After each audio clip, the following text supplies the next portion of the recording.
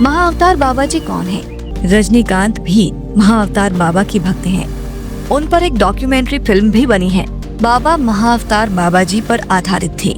महाअवतार बाबा जी के बारे में कहा जाता है कि उन्होंने आदि शंकराचार्य को क्रिया योग की शिक्षा दी थी। महाअवतार बाबा जी के बारे में कुछ ऐसे तथ्य हैं।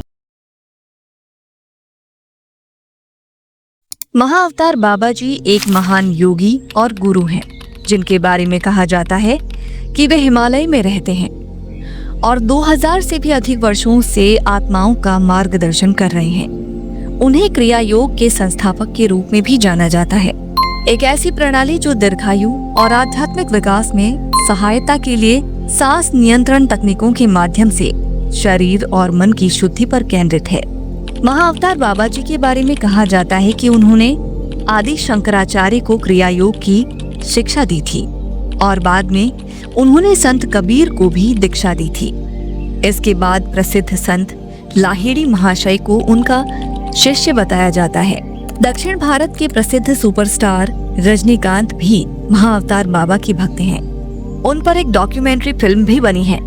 रजनीकांत द्वारा लिखित 2002 की तमिल फिल्म बाबा महाअवतार बाबा जी पर आधारित थी। नमस्कार प्यारे दर्शकों, बहुत बहुत स्वागत है आपका हमारे इस YouTube चैनल पर।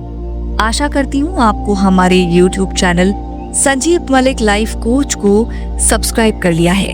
लगातार आने वाली वीडियोस अपडेट्स के लिए नोटिफिकेशन बटन को जरूर प्रेस कर ले। महाअवतार बाबा जी कौन है, कहाँ रहते हैं और क्या सचमुच ही वे 5000 वर्षों से जिंदा है? महाअवतार बाबा जी के बारे में कुछ ऐसे तथ्य हैं जो साबित करते हैं कि वो वाकई एक दिव्य शक्ति है।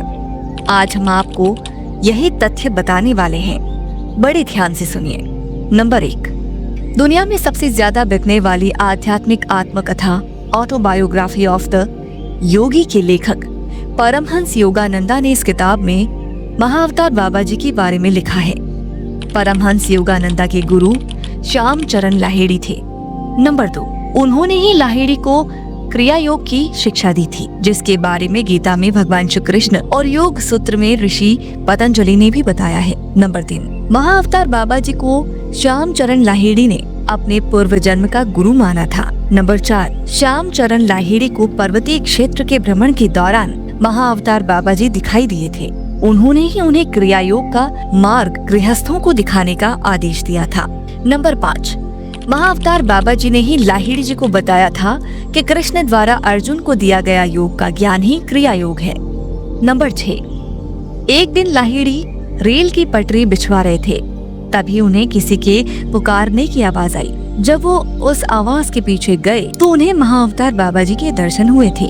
नंबर 7, महाअवतार बाबा ने लाहिड़ी जी से कहा था कि उनकी पिछले जन्म की साधना अधूरी रह गई थी, जिसे पूरा करने का समय आ गया है। उन्होंने प्रमाण के तौर पर उन्हें पिछले जन्म का आसन, चटाई और अन्य सामान भी दिखाए थे।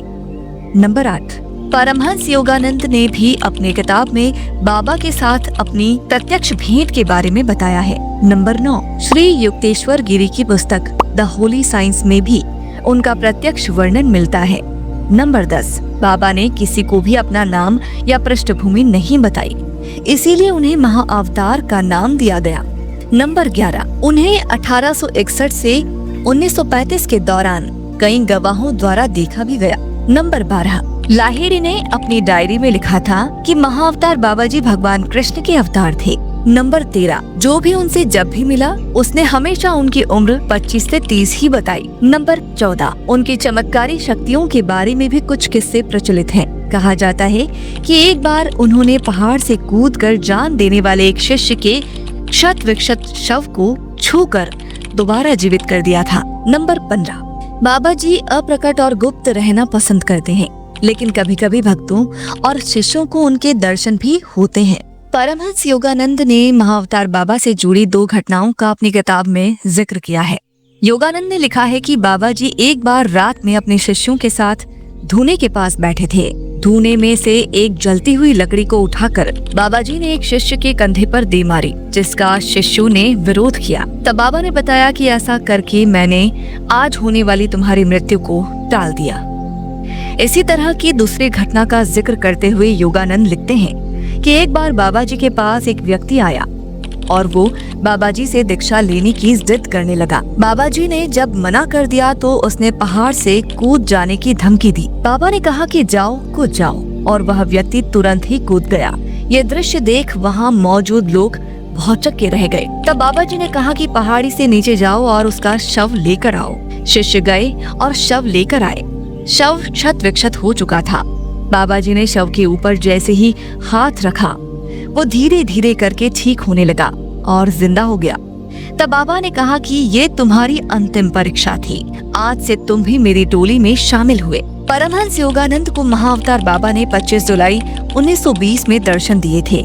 इसीलिए इस तिथि को प्रतिवर्ष बाबा जी की स्मृति दिवस के रूप में मनाया जाता है। कहते हैं कृष्ण के अवतार थे महाअवतार बाबा जी।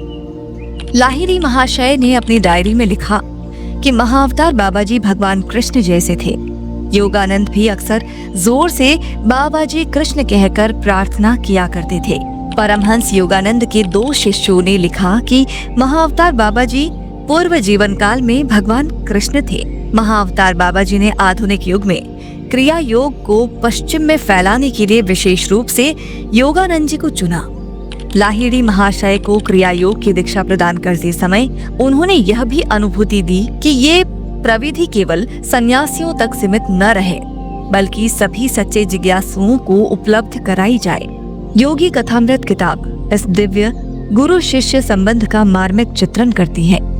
महाअवतार बाबा जी फरमाते हैं, संसार में रहकर भी जो योगी व्यक्तिगत स्वार्थ और आसक्तियों को त्याग कर पूर्ण निष्ठा के साथ अपने कर्तव्यों का निर्वाह करता है, वह ब्रह्म ज्ञान प्राप्ति के सुनिश्चित मार्ग पर ही चल रहा होता है। महाअवतार बाबा जी का जीवन और शिक्षाएं आशा और आध्यात्मिक ज्ञान की किरण के रूप में काम करती हैं। क्रिया योग के अभ्यास और आंतरिक अनुभूति की खोज के माध्यम से वे सच्ची मुक्ति और दिव्य आनंद के अनुभव का मार्ग प्रदान करते हैं। बाबा जी की शिक्षाएं हमें याद दिलाती हैं कि हम सभी भौतिक दुनिया की सीमाओं को पार करने और अपनी उच्चतम आध्यात्मिक क्षमता को साकार करने में सक्षम है। महाअवतार बाबा जी का शाश्वत ज्ञान आपको आत्म साक्षात्कार, शांति और आध्यात्मिक स्वतंत्रता की ओर मार्गदर्शन कर सकता है। आशा करती हूँ कि ये वीडियो आपको पसंद आई होगी।